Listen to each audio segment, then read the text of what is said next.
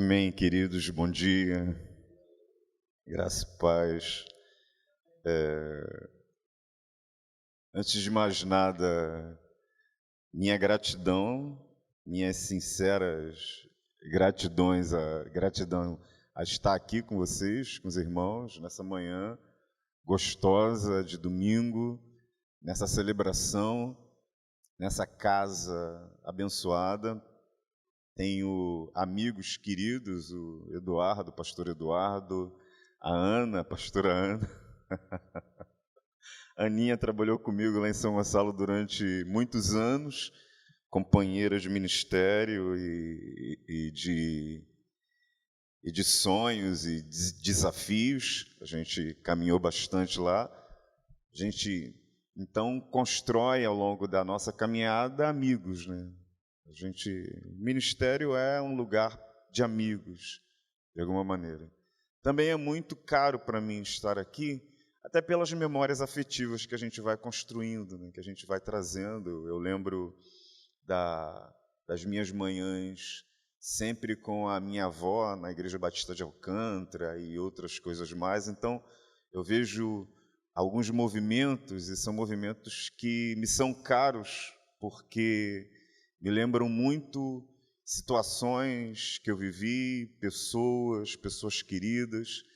Para mim é um prazer enorme estar aqui na manhã com vocês, poder conversar um pouquinho, compartilhar um pouco daquilo da palavra. Não se fiem no currículo, né? Como se a gente tivesse mais ou menos capacidade. A gente, como a irmã disse, vai buscando, vai tentando caminhar. O nosso grande desafio é prosseguir em conhecer. Esse é o chamado de Deus para cada um de nós. Por isso a importância do ensino, por isso a importância da palavra, por isso a importância da caminhada que a gente precisa fazer, porque a gente quer proclamar, como a irmã... O nome da irmã, querido? Helena. E a irmã Helena, que é a irmã responsável pela educação? Irmã Rosângela... Irmã Rosângela, Deus abençoe, irmã Rosângela. Mas essa equipe querida tem abençoado a vida da igreja, chamando a gente para olhar não somente para o texto, mas para o significado que ele traz para nós e para os desafios que colocam diante de nós nesse mundo tão difícil, né? Nesse mundo tão difícil que a gente vive. Me foi falado para falar alguma coisa, me foi pedido para falar alguma coisa sobre a Páscoa, sobre a simbologia da Páscoa, sobre o papel, lugar pedagógico, evangelístico.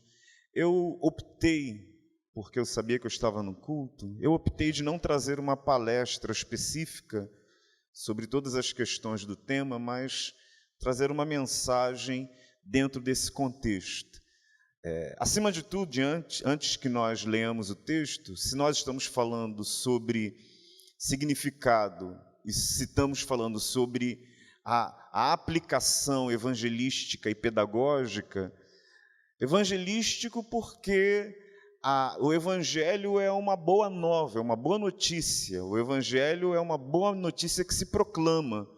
Inclusive essa palavra evangelho tem no meio dela anjos, né? Ângelos. Então, aquela palavra que é o mensageiro, aquele que leva a mensagem alvissareira, a mensagem alegre. Essa palavra, inclusive, ela já existia. Quando Marcos escreve, por exemplo, o Evangelho, essa palavra já existia. Você já tem inscrições do Império Romano falando de Evangelho do Imperador, Evangelho do César, que era boa nova para uma determinada cidade, da conquista, da presença do império, ali naquele sentido. Marcos se apropria dessa palavra, as Escrituras, o Novo Testamento se apropria dessa palavra para dizer que existe uma boa nova, existe uma boa notícia, que precisa ser proclamada, que precisa ser dita, que precisa ser entendida. E o valor pedagógico dessas questões que a gente está colocando aqui é porque existe uma insistência de ensino de Deus sobre essa realidade toda da Páscoa, e você vê isso inclusive nas festas, ou na festa anual. Nós temos a oportunidade de todos os anos pegar o nosso calendário, organizar a nossa vida em torno desse tema. E todos os anos nós repetimos isso. E todos os anos nós repetimos.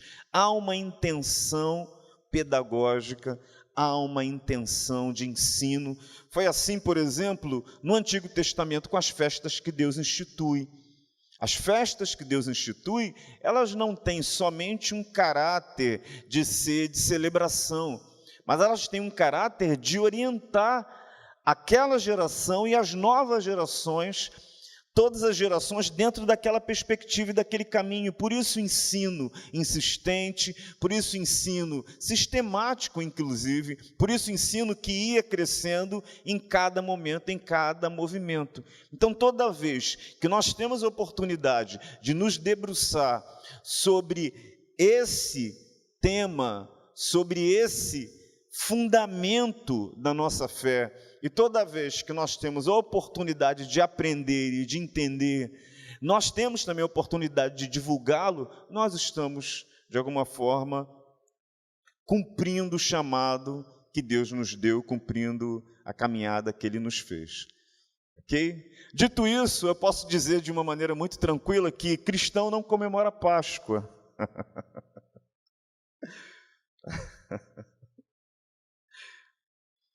A Páscoa é uma festa judaica.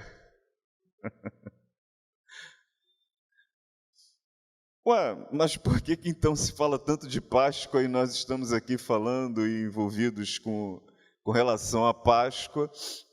Porque Jesus comemorou a Páscoa com seus discípulos e nós olhamos para a vida de Jesus e nós entendemos que a partir desse momento, na última refeição que Ele tem com os discípulos, Ele nos deixa a ceia do Senhor. Nós entendemos dessa maneira.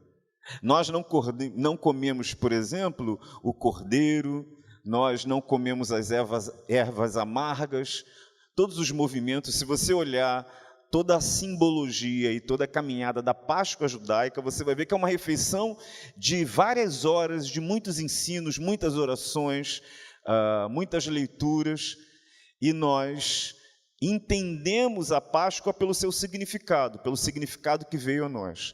Então eu quero ministrar um texto que pode nos ajudar a compreender todas essas questões e pode nos ajudar a compreender o papel didático, inclusive, da Páscoa, o papel didático desse movimento todo, da ação de Deus nessa uma semana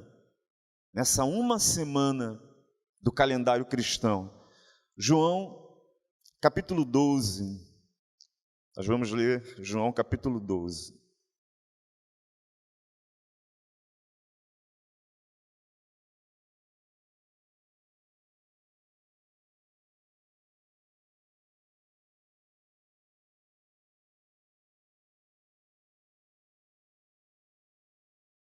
João capítulo 12, mesmo assentados, o texto diz: 6 dias antes da festa da Páscoa, Jesus foi para Betânia, onde estava Lázaro, a quem ele tinha ressuscitado dentre os mortos. Prepararam-lhe ali uma ceia. Marta servia e Lázaro era um dos que estavam à mesa com Jesus. Então Maria, pegando um frasco de perfume de nardo puro, muito precioso, ungiu os pés de Jesus e os enxugou com os seus cabelos. E toda a casa se encheu com o cheiro do perfume.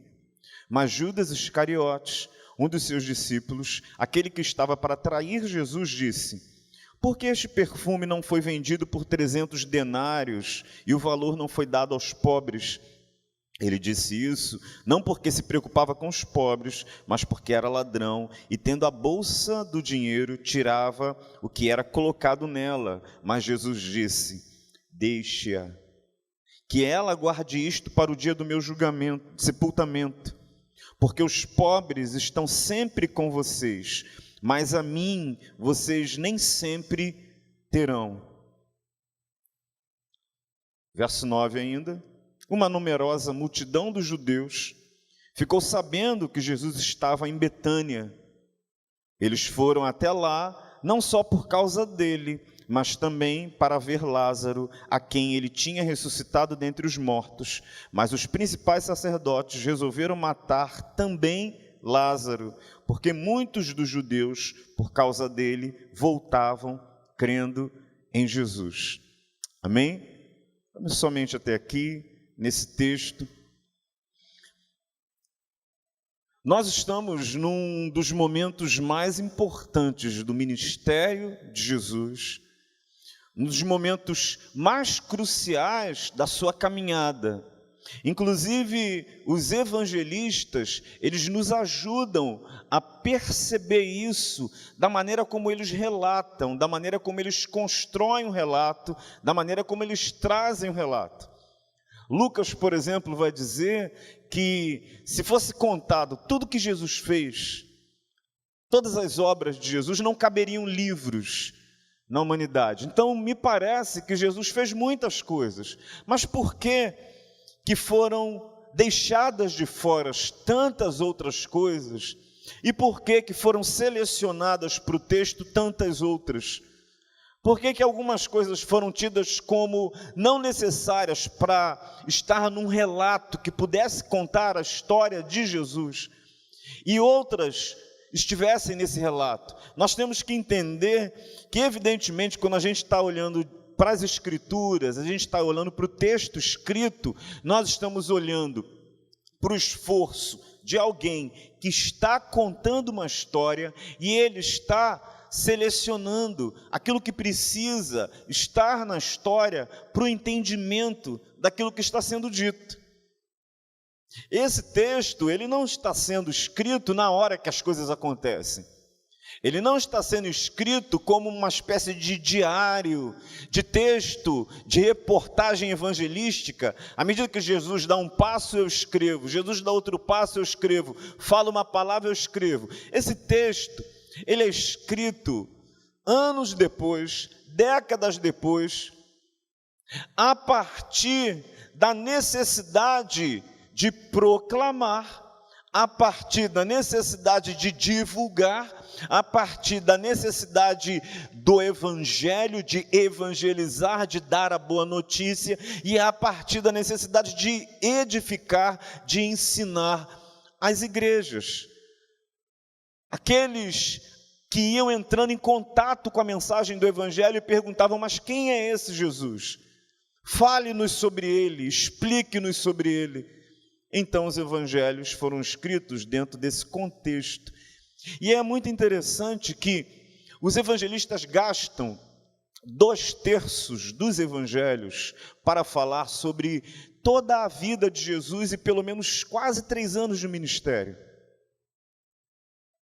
Eles gastam 2/3 dos evangelhos para falar sobre toda a vida de Jesus. Falam sobre a infância, falam sobre pouquinho ali no início daquele período que a gente poderia chamar de pré-adolescência, e aí daqui a pouco Jesus aparece no ministério. Tem uma parte da vida dele que a Bíblia não se preocupa, em relatar. Não fala muito sobre a juventude, não fala muito sobre os movimentos, e ele ressurge no seu ministério, e ressurgindo no seu ministério, os evangelistas dão conta de relatar todas essas coisas por pelo menos quase 2/3 da vida dele. 1/3 dos evangelhos, os evangelistas gastam para falar de somente uma semana. Uma semana. Que semana é essa? Que semana é essa que os evangelistas gastam tempo e 1/3 dos evangelhos para relatar, para explicar? Que semana é essa? Pode falar sem medo. A semana da paixão, semana da crucificação. É como se os evangelistas quisessem trazer a gente para a paixão. É como se a paixão, é como se a morte e ressurreição de Jesus fosse o evento mais importante a ser dito. E para que nós possamos entender esses eventos e para que nós possamos compreender o que está sendo dito, ele precisa fazer uma espécie de grande introdução que vai nos trazendo aos poucos e nos encaminhando até que a gente chegue nesta semana. E quando a gente chega nesta semana, ele diminui o ritmo do relato, ele diminui o ritmo dos resumos, e ele para dizer o que acontece no domingo, na segunda, na terça, na quarta não tem grandes relatos, na quinta, na sexta, no sábado, no domingo. Esse é o centro do Evangelho e dos Evangelhos. Por isso, sim, é uma bênção nós podermos falar sobre a Páscoa e ter a Páscoa como compreensão, porque ela nos dá a oportunidade de todos os anos nos deter naquilo que é fundamental na nossa fé, naquilo que é fundamental na nossa compreensão.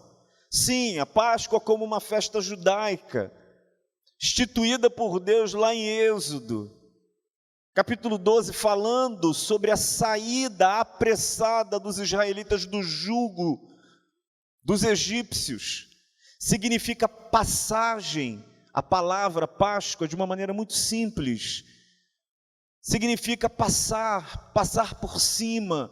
Alguém vai dizer, significa quando Deus, de alguma forma, pede para que eles comam aquela última refeição com um cordeiro imolado, sangue derramado no lugar deles, para que os primogênitos não fossem mortos, aspergido nas portas das casas, para indicar as casas que seriam poupadas, as ervas amargas que davam conta do sofrimento, da angústia, o pão sem fermento que falava da pressa que eles deveriam passar. Essas festas, elas entram no calendário judaico como ensinamento perpétuo para todas as gerações. Jesus, ele participa da Páscoa.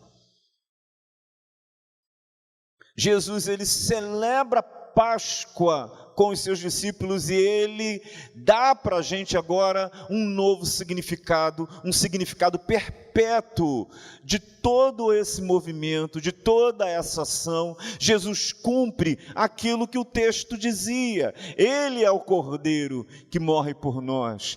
Ele prova do amargor da ira.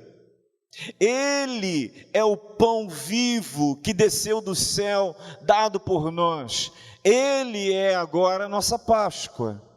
Ele é agora aquele que nos liberta. Ele é agora aquele que nos tira com mão forte do Egito. Ele é a nossa Páscoa. E nesse texto fala de uma maneira muito interessante de todo o ensinamento que esse processo, que esse período, que essa mensagem traz. Por que é bonito e por que é necessário nós voltarmos a esses fundamentos? Porque existe muito ensino de Deus. Existe uma perspectiva, por exemplo, da graça de Deus que foi derramada em Jesus. Uma graça que eu chamei, falando lá na igreja, eu chamei de uma graça extravagante. A Páscoa, a celebração do sacrifício, da morte e da ressurreição de Jesus é uma graça extravagante. Foi isso que eu disse. Aí eu fui ver no dicionário o significado de extravagante e o significado parecia meio que pejorativo, porque falava que extravagante é uma coisa fora do comum, é uma coisa estranha até. Que extravagante é uma coisa de que se esbanja, que vai para além, que transborda, que derrama, é estranho, é anormal. Que extravagante, e essa palavra é usada no contexto também de alguém que esbanja, alguém que gasta demais, alguém que parece jogar fora, joga para além dos limites. E aí, vendo essa palavra, eu lembrei de outra palavra que a gente perde o significado, do pródigo. A gente olha para a história do filho pródigo, e a gente fala do filho pródigo como o filho que sai de casa. Alguém chega na igreja de volta e você fala, o filho pródigo voltou, digamos assim. O filho que volta, o filho que sai. Só que pródigo não tem a ver com isso. Pródigo tem a ver com prodigalidade. E prodigalidade é esbanjar, é gastar demais, gastar sem medida. Então é o filho gastador, é o filho esbanjador. O texto está falando do filho que gasta. Só que, na verdade, o texto nos ajuda a compreender que o pródigo no texto não é o filho somente, o pródigo no texto é o pai. O pai é o pródigo, o pai é o que parece ser o gastador, porque ele derrama de algo que não tem limite, ele derrama do seu amor, e o seu amor não tem medida, o seu amor é fora do comum, o seu amor é estranho, foge da nossa compreensão, foge da nossa intuição, da nossa percepção, vai para além dele, transborda, não tem medida. E é isso que a Páscoa diz, e é isso que o sacrifício de Jesus diz, e é isso que esse texto de Betânia parece que fala para nós, porque ele fala de uma família que Jesus quis estar perto antes da sua morte. O texto vai dizer, inclusive, no capítulo 11, que Jesus cura, que Jesus ressuscita a Lázaro. Parece que um aperitivo daquilo que ia acontecer com ele mesmo e com cada um de nós. Jesus participa, pelo poder de Deus, da ressurreição de Lázaro. Nesse momento, quando Jesus toma essa decisão e ressuscita Lázaro, começa o drama da sua morte, porque nesse momento as autoridades religiosas, elas decidem que ele deveria morrer. Elas entendem que não é possível mais que ele fique vivo, porque as multidões agora vinham ao seu encontro, as multidões vinham até ele, e Roma poderia ficar incomodada com o movimento que ele poderia levantar contra a nação. É isso que diz João no capítulo 11, leia aí na sua Bíblia, capítulo 11, verso 45, está dizendo: muitos dos judeus tinham ido visitar Maria, vendo o que Jesus havia feito, creram nele. Outros, porém, foram até os fariseus e lhes contaram o que Jesus havia feito. Então, os principais sacerdotes, os fariseus, convocaram o sinédrio e disseram: o que estamos fazendo, uma vez que este homem opera muitos sinais? Se o deixarmos assim, todos crerão nele. Depois virão os romanos e tomarão não só o nosso lugar, mas a nossa própria nação. Por quê? Porque a religião judaica, ela vivia mancomunada com o Império Romano. O Império, ele não impedia que os religiosos continuassem no culto, ele não impedia que a nação continuasse adorando os seus deuses, ela não impedia, contanto que lhe fosse subserviente, contanto que lhe pagasse impostos e impostos abusivos, contanto que estivesse debaixo do seu poder, senão ela viria em outros termos, senão ela viria com força, com autoridade e a destruiria. O templo de Herodes, que era o templo construído nessa época, foi uma concessão romana, foi um presente romano. para que o povo ficasse cordeiro, ficasse no cabresto. Já era uma espécie de promiscuidade religiosa do Estado, nesse envolvimento da religião e do Estado para manter o povo preso, para manter o povo cativo, para manter o povo no cabresto. E os líderes judaicos, eles que macumunavam isso, eles que subsidiavam isso, eles que construíam isso. Jesus, quando se levanta e é alguém estranho,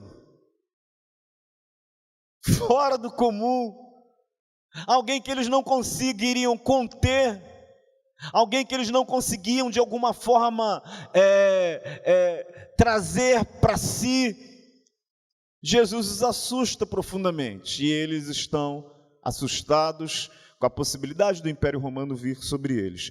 Verso 49 vai dizer: mas um deles, Caifás, sumo sacerdote à época. Sumo sacerdote é aquele que fala em nome de Deus. Para a nação é o homem mais importante da nação, o homem religioso mais importante da nação. Caifás, que era sumo sacerdote naquele ano, advertiu-os dizendo: vocês não sabem nada, nem entendem que é melhor para vocês que morra um só homem pelo povo e que não venha perecer toda a nação. O escritor João vai explicar isso para os seus ouvintes. Ele vai dizer, verso 51, ora, Caifás não disse isso por conta da própria, mas sendo sumo sacerdote naquele ano, profetizou que Jesus estava para morrer pela nação, e não somente pela nação, mas também para reunir em um só corpo os filhos de Deus que andam dispersos. João estava explicando. Depois da ressurreição de Lázaro e da estratégia para matar Jesus, Jesus vai para Efraim, mais de 30 quilômetros de Jerusalém. Ele vai para longe, e ele fica longe, porque agora estavam ameaçando ele, já tinha uma estratégia séria de pegar ele. Então ele ficou fora de Jerusalém, afastado de Jerusalém. Mas o que acontece aqui no texto, no capítulo 12? 6 dias antes da festa da Páscoa, Jesus volta para Betânia. E Betânia fica nos arredores de Jerusalém, cerca de 6 quilômetros de distância. Jesus, ele se põe em rota de colisão com os seus algozes. Ele fez isso intencionalmente, ele fez isso por amor. Alguém vai dizer, mas isso é fora do normal, isso é fora do comum. Ninguém faz isso, ninguém age dessa forma. É o que eu chamo de graça, que se transborda, graça extravagante. Jesus escolhe ir para a casa dos irmãos, para Betânia.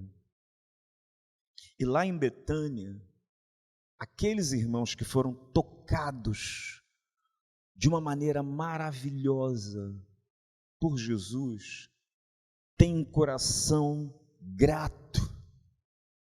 E tem um coração tão grato que Maria, numa rara sensibilidade, pega de uma economia importante, porque um perfume dessa monta, segundo os religiosos, segundo os historiadores, ele era quase que cerca de um ano de economia. Então 1 ano do seu salário é o preço daquele perfume, e ela pega, famílias quando queriam fazer alguma economia, compravam ou guardavam esse tipo de bem, ela pega aquilo e ela esbanja, ela joga fora, ela derrama todo ele de uma vez só, sobre Cristo, ungindo. Judas olha para aquilo, Judas que tem uma outra mentalidade, uma outra mente, ele não raciocina pela graça, Ele não trabalha com as categorias da graça, que são categorias que fogem da matemática, que fogem da nossa percepção egoísta da vida, egoísta do mundo. Judas, ele vai dizer, é um desperdício. Pobres poderiam ser alcançados, mas Jesus vai dizer que não. Maria cumpriu a palavra de Deus, Maria o está ungindo para a sua morte. Maria, por graça, derramou de uma maneira extravagante sobre Jesus. Graça também. Páscoa fala desse tipo de relacionamento. Relacionamento que não se constrói na barganha, na troca, no toma lá da cá, no eu sirvo a Deus para Deus fazer isso na minha vida, ou Deus faz isso na minha vida e eu faço isso, ou no toma lá da cá entre nós, assim, eu faço isso para receber aquilo. Aqui tem uma outra base, um outro fundamento. Então a morte e ressurreição de Jesus é algo que nós devemos comemorar todos os anos, e é algo que nós devemos pedagogicamente, sistematicamente, a tempo e a fora de tempo, andando e assentados pelo caminho, falar, porque ela nos ensina, inclusive, um jeito de ser na vida. Precisamos de gente no mundo que viva, não com a mentalidade de Judas, mas gente que viva no mundo, na vida, nas relações, a partir daquilo que recebeu de Deus e a partir da maneira como foi tocada por Deus, que viva esse jeito de viver, esse novo jeito de viver. E olha que coisa bonita, o texto fala, eu terminei evidentemente o texto, mas a gente conhece todos os episódios, tudo que vai acontecendo daquela semana. É uma semana difícil. Jesus, ele vem para perto de Jerusalém e nesse momento começa o drama cósmico mais importante da história da criação. O drama cósmico mais importante da história do criado. Deus e todas as criaturas olham para esse momento e esses eventos, eles são acompanhados de perto. Cristo é o ator principal desse drama. Diz o texto e os textos dos evangelhos que ele é tomado de maneira violenta, sofre no Getsemane, é tomado de maneira violenta ali no Getsemane, que ele é questionado, que ele é vilipendiado, que ele é abusado. Alguém diria, não é normal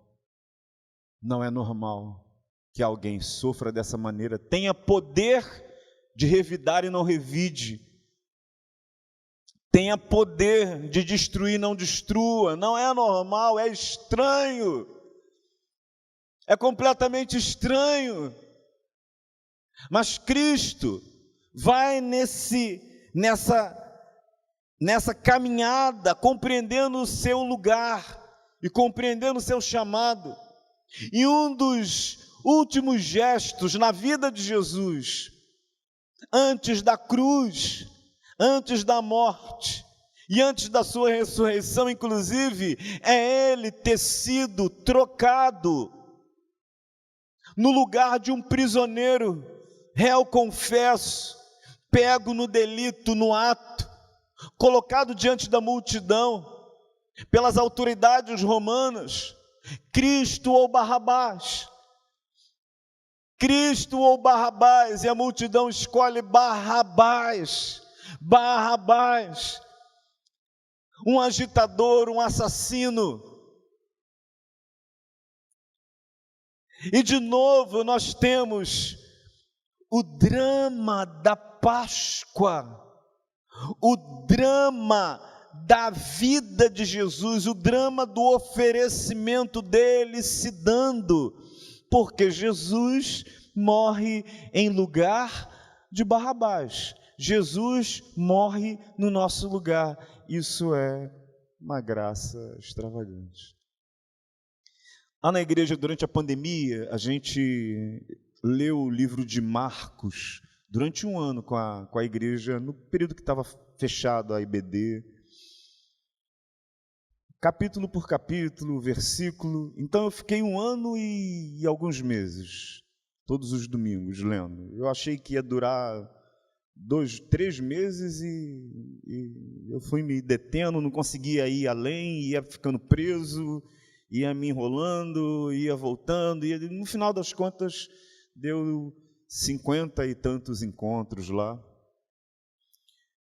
E eu entrei em contato com algumas percepções do texto que eu achei muito bonitas, assim, muito interessantes. Inclusive um estudo que eu vi no YouTube por uma professora de hebraico, e ela falando de Barrabás, porque algumas coisas nos fogem do texto, porque a gente não usa com cuidado as línguas originais. Porque Cristo toma o lugar de Barrabás. Mas quem é Barrabás? Barrabás é o nome que nós damos a ele, mas provavelmente não é um nome. Não é um nome. É igual o cego Bartimeu. Okay? Meu nome é Bartimeu, sou filho de Timeu.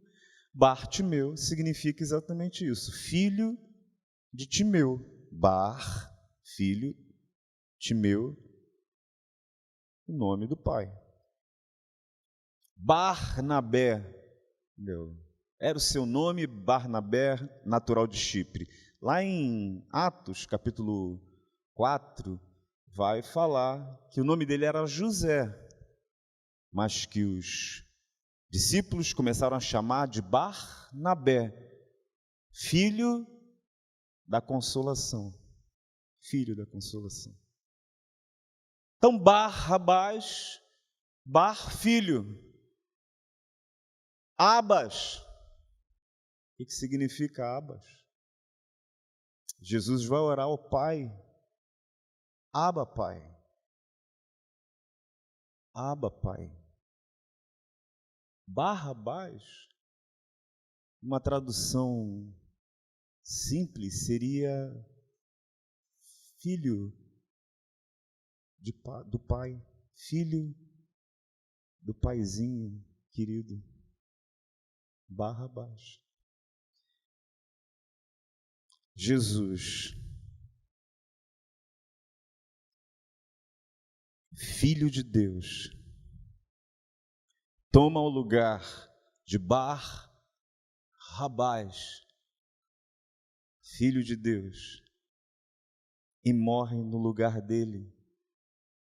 Jesus é o verdadeiro Barrabás. E Jesus morre para que todos nós pudéssemos ser Barrabás,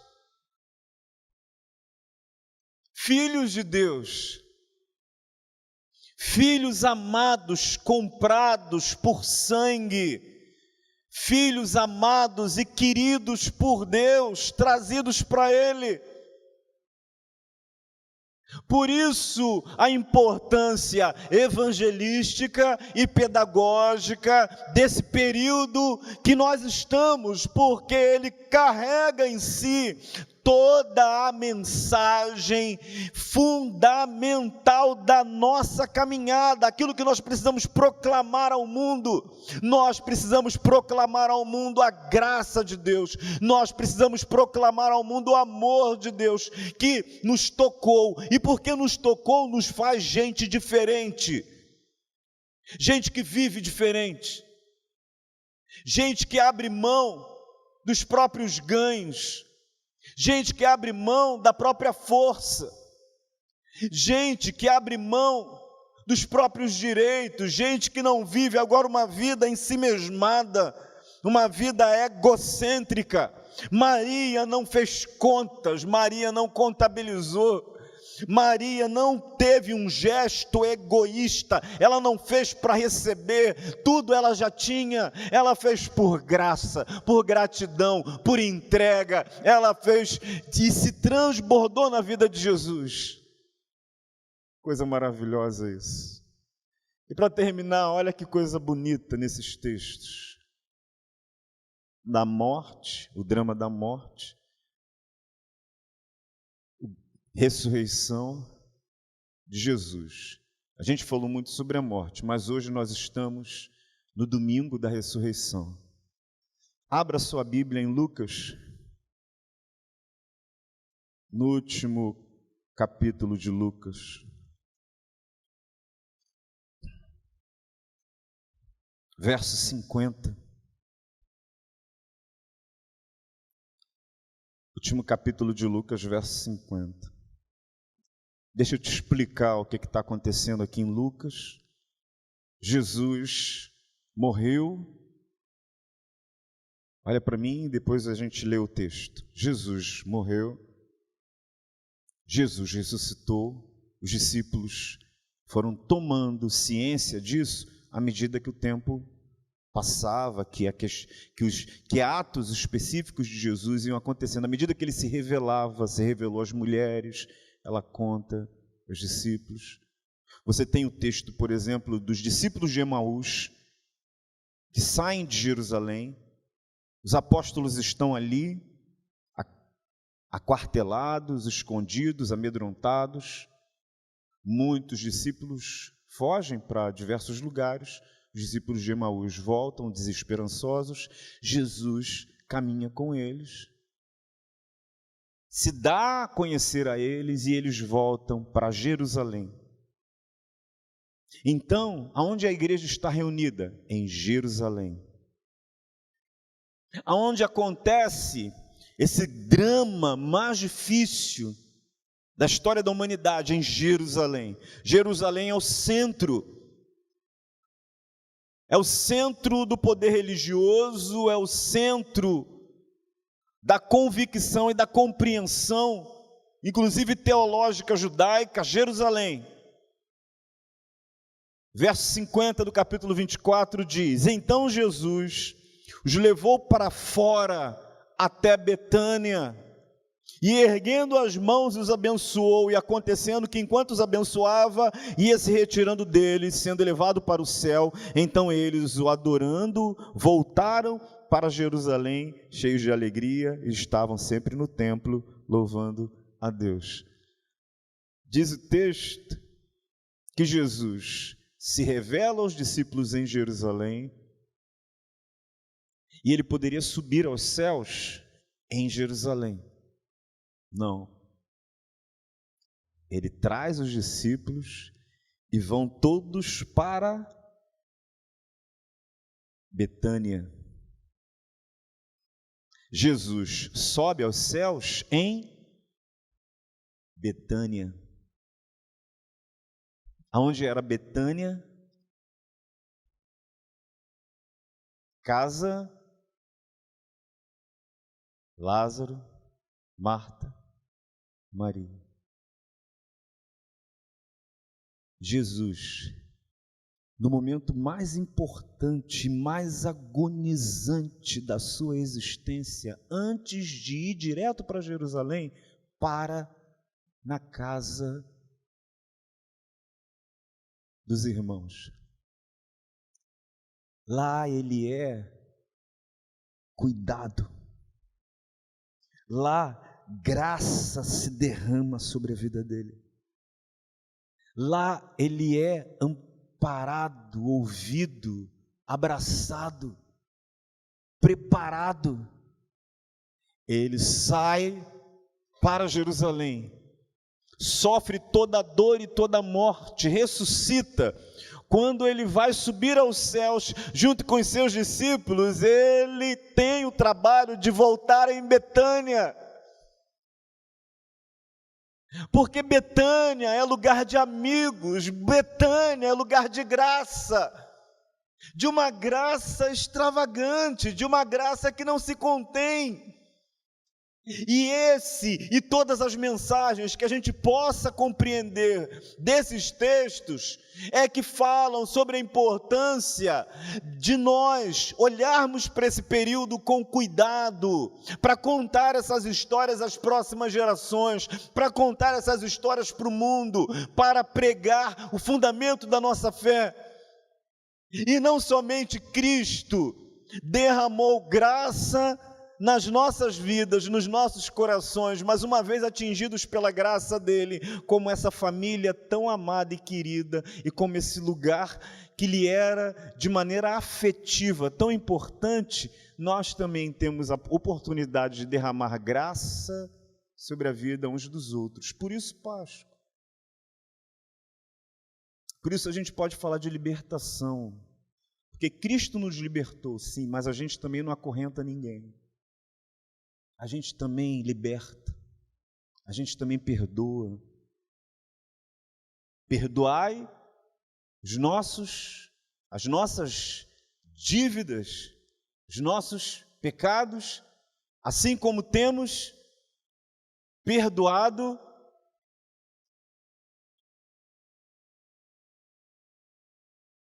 Ele nos amou e morreu por nós, para que nós dessemos a vida pelos irmãos. O chamado nosso dessa semana também é um chamado para a morte. Não, o drama dessa semana não é um drama só de Jesus, não é um drama só da cruz, porque à medida que Cristo morre, à medida que Cristo ressuscita, Ele chama a mim e a você, Ele chama a igreja brasileira, Ele chama a liderança brasileira a morrer. Rogo-vos, pois, irmãos, pelas consolações de Deus, que apresenteis os vossos corpos como sacrifício vivo, santo e agradável a Deus, sacrifício vivo. Paulo pensa nas ofertas, nos oferecimentos do Antigo Testamento, é morte. Somos chamados a morrer, o nosso ego, o nosso eu, para que a graça de Deus seja extravagante em nós, superabundante, derrame-se em todos os lugares, sem medida, em todas as relações. Deus fez por nós, nos chama a fazer isso ao longo da vida.